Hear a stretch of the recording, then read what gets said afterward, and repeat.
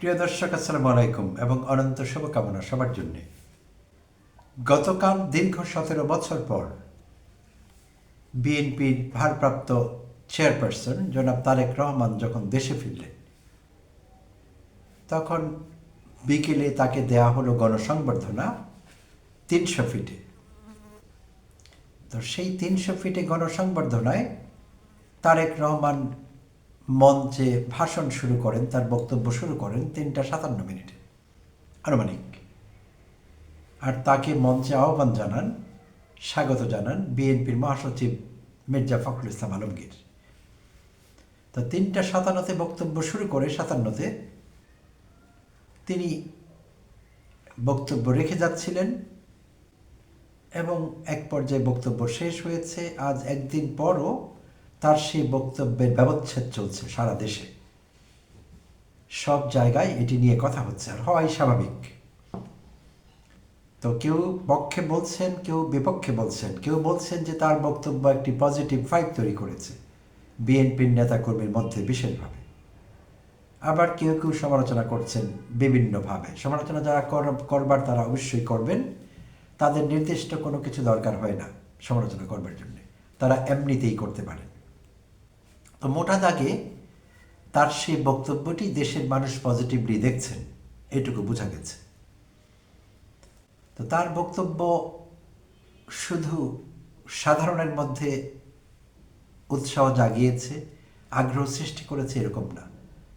সাংস্কৃতিক অঙ্গনেও অনেকে এটি নিয়ে কথা বলছেন। সাংস্কৃতিক কর্মীদের মধ্যে অভিনেতা, অভিনেত্রী, নায়ক, নায়িকা, এদেরকেও অনেককে উজ্জীবিত করেছে তারেক রহমানের বক্তব্য। তো এরই মধ্যে দেখা গিয়েছে বাংলাদেশের জনপ্রিয় চিত্রনায়িকা পরীমণি, শামসুন নাহার স্মৃতি ওরফে পরীমণি, তার স্টেজ নেম পরীমণি। তো সেই পরীমণিও মুগ্ধ হয়েছেন তারেক রহমানের বক্তব্যে, এবং তিনি সেই মুগ্ধতার বিষয়ে কথা বলেছেন তার ফেসবুক পোস্টে। সেই পোস্টটি আপনারা ইতিমধ্যে অনেকেই পড়েছেন, কারো কারো হয়তো পড়া হয়নি। তো সেইটি শেয়ার করবার আগে প্রাসঙ্গিকভাবে আরও কিছু কথা এখানে বলে নিতে চাই।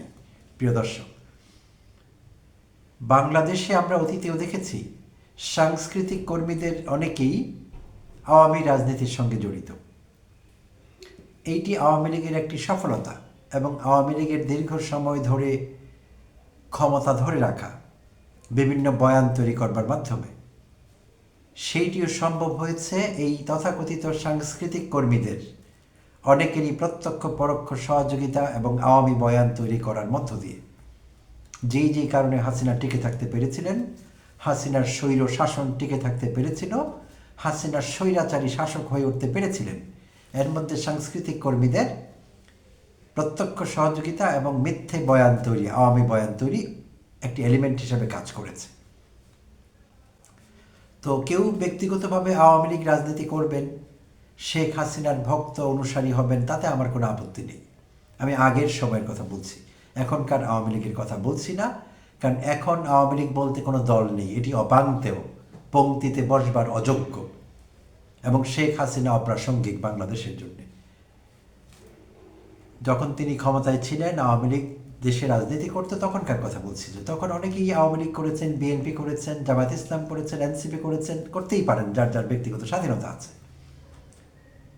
কিন্তু যখন হাসিনার 15 বছরের আমলনামা আমাদের সামনে আসলো, হাসিনা যা যা করেছিলেন, যত কুকীর্তি হাসিনার ছিল, নৃশংস কর্মকাণ্ড ছিল, মানবতা বিরোধী অপরাধ হাসিনার দ্বারা, হাসিনার মন্ত্রী এমপিদের দ্বারা, আওয়ামী হাই আপসের দ্বারা সংগঠিত হয়েছিল।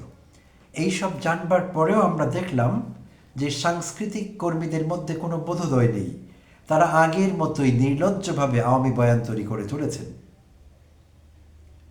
তো সাংস্কৃতিক কর্মীরা সাধারণত মুক্ত মনের হয়ে থাকেন, ধর্ম বিষয়ে অনেকেরই মাথা ব্যথা কম। তো তাই তাদের মধ্যে মোটা দাগে একটি বিষয় কাজ করেছে, ধর্মবিরোধিতা। তো আওয়ামী লীগ তথাকথিত ধর্মনিরপেক্ষ দল, যদিও আওয়ামী লীগ আসলে একটি হাইব্রিড। আওয়ামী লীগ যে কি তারা নিজেরাও জানতো না।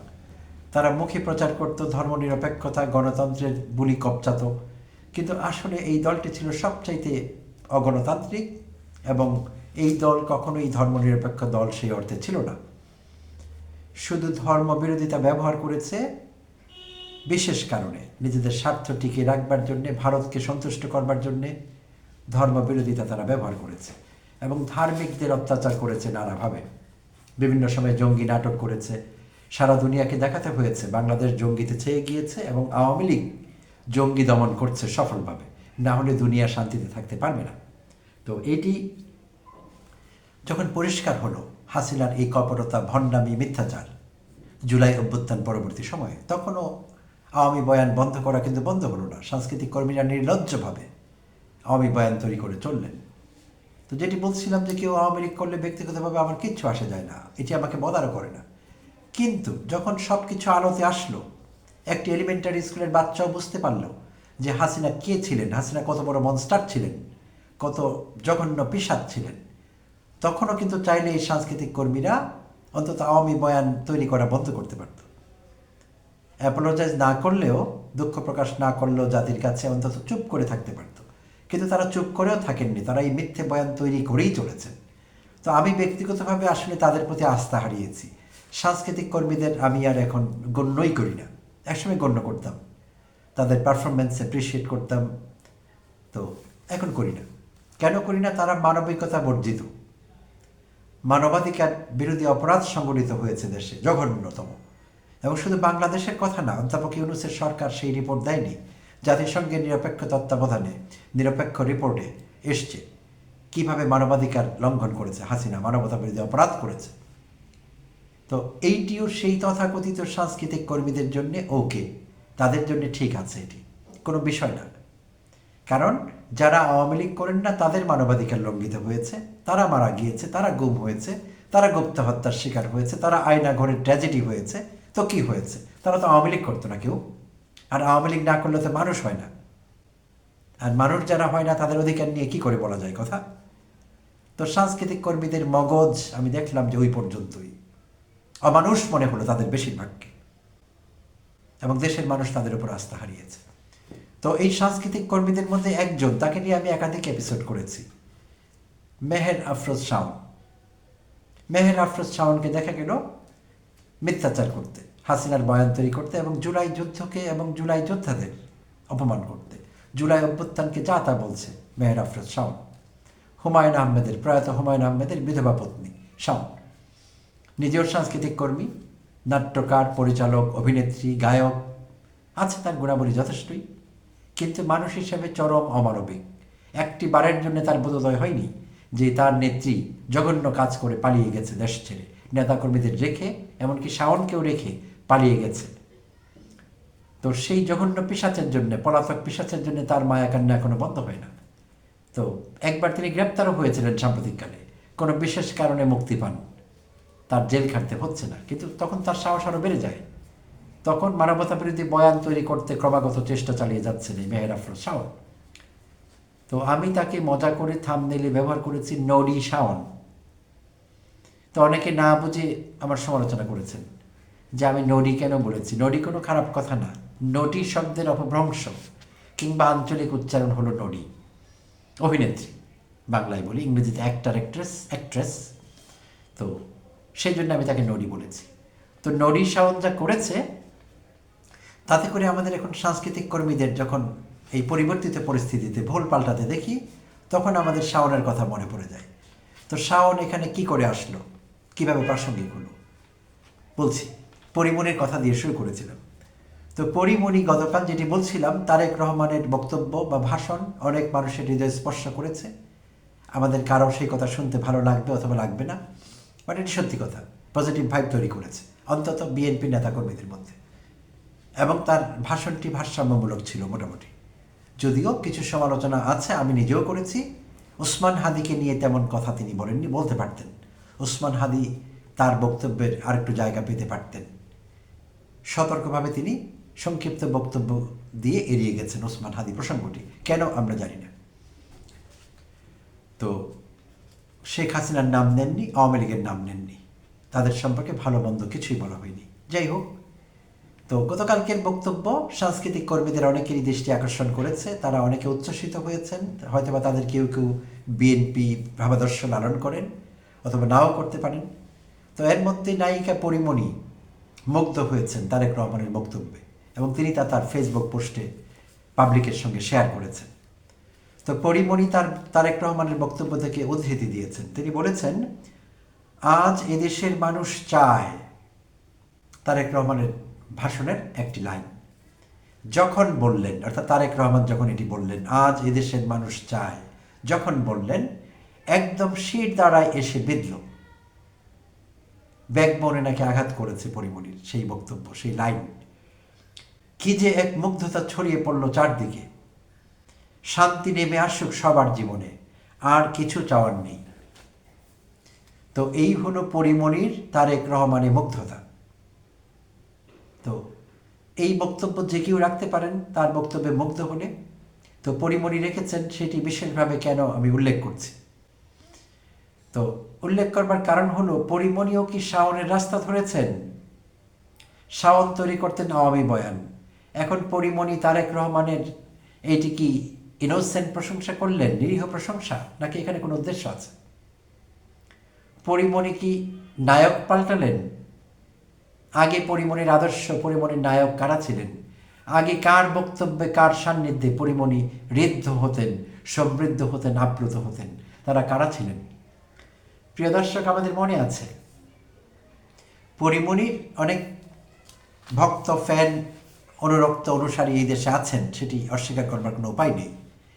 পরিমণি মডেলিং থেকে এসেছেন চলচ্চিত্রে এবং 2015-তে রানা প্লাজা চলচ্চিত্র করে সেটি তার ডেবিউ, প্রথম ফিল্ম বা মুভি। তো রানা প্লাজা করে তিনি আসেন, তার নামটি ছড়িয়ে পড়ে। 2016-তে তিনি আরেকটি মুভি করেন, সেই মুভিটির নাম ছিল ধূমকেতু, 2016-তে, এবং সেই মুভিটি ছিল একটি কমার্শিয়াল সাকসেস, বাণিজ্যিকভাবে সফলতা এনে দেয় সেই মুভিটি। তারপর আরও কিছু মুভি করে তিনি সমালোচকদের দৃষ্টি কাড়েন, যেমন এর মধ্যে গুণিন একটি মুভি, অন্তর্জালা আরেকটি মুভি, এরকম কিছু মুভি তিনি করেছেন।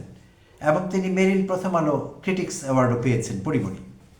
তার অভিনয় বিভিন্ন মহলে প্রশংসিত হয়েছে। তো এগুলো তার অ্যাক্ট্রেস হিসেবে, অভিনেত্রী হিসেবে তার কোয়ালিটি, তার গুণ, তার প্রশংসা পেতে পারেন তিনি এখানে। বাট আগে তার আদর্শের মানুষ কারা ছিলেন?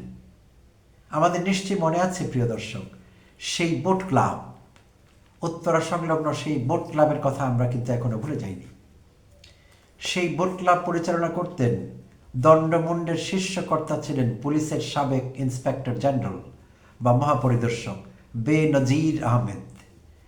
তো সেই বহুল বিতর্কিত দুর্বৃত্ত শ্রেণীর কর্মকর্তা বেনজির আহমেদ, তার সঙ্গে পরিমণির বেশ ভালো ঘনিষ্ঠতা ছিল। শুধু বেনজির আহমেদ না, ভাতের হোটেল খ্যাত সেই হাউন আঙ্কেল ডিআইজি হারুনুর রশিদের সঙ্গে তার উঠা বসা ছিল, আরও অনেকের সঙ্গে। বিভিন্ন কারণে সেই বোট ক্লাবে মারামারি, মামলা মোকদ্দমা, পরিমণির ওভার ড্রিঙ্কিং, এসব কারণে তিনি আলোচনায় এসেছিলেন বেশ নেতিবাচকভাবে। তো তখন আমরা দেখেছি যে তার নায়করা ছিলেন সব সরকারি দলের লোক, আওয়ামী লীগের লোক। আওয়ামী লীগের অনেক নেতার সঙ্গে তার নাম জড়িয়ে কথাবার্তা আছে।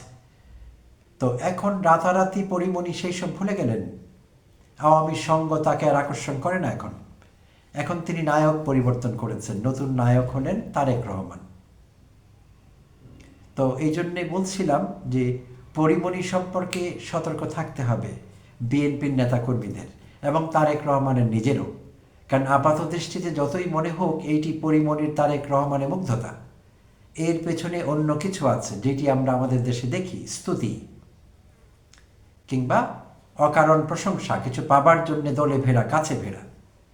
তো পরিমণি কি জাসাসে যোগ দিতে চাচ্ছেন? জাতীয়তাবাদী সামাজিক সাংস্কৃতিক সংগঠন জাসাস, জানি না, ভবিষ্যতে হয়তো বলে দিবে। তো পরিমণি কাল ফেসবুকে স্ট্যাটাস দিয়ে শুরু করেছেন তারেক রহমানের বন্দনা কিংবা স্তুতি। বাট সবাইকে মনে রাখতে হবে, এই পরিমণি একসময় অন্য কারো প্রশংসা করতেন, খুব বেশি দিন আগে না। তাই সাংস্কৃতিক কর্মীদের সম্পর্কে আমাদের সাবধান থাকতে হবে। এই পরিমণি আবার নতুন করে কোন বয়ান তৈরি শুরু করবেন সেটিও কিন্তু ভাবনার বিষয়। তাই সব দিক থেকে সাংস্কৃতিক কর্মী হলেই তাদেরকে ক্লিন চিট দেওয়া যাবে না, তাদেরকেও সন্দেহের তালিকায় রাখতে হবে। তাদের কর্মকাণ্ড, তাদের প্রশংসা সব কিছু নিরীহ নাও হতে পারে, সেটিকেও প্রশ্নবিদ্ধ করতে হবে এবং বিবেচনায় নেওয়ার আগে 10 বার ভাবতে হবে। সবার জন্য এই কথা প্রযোজ্য। তো আপাত নিরীহ বিষয় অনেক সময় নিরীহ থাকে না। তো এইটি আমরা যদি সবাই মনে রাখি তাহলে সবার জন্য মঙ্গল হবে বলে মনে করছি। প্রিয় দর্শক, ধন্যবাদ সবাইকে, ভালো থাকবেন।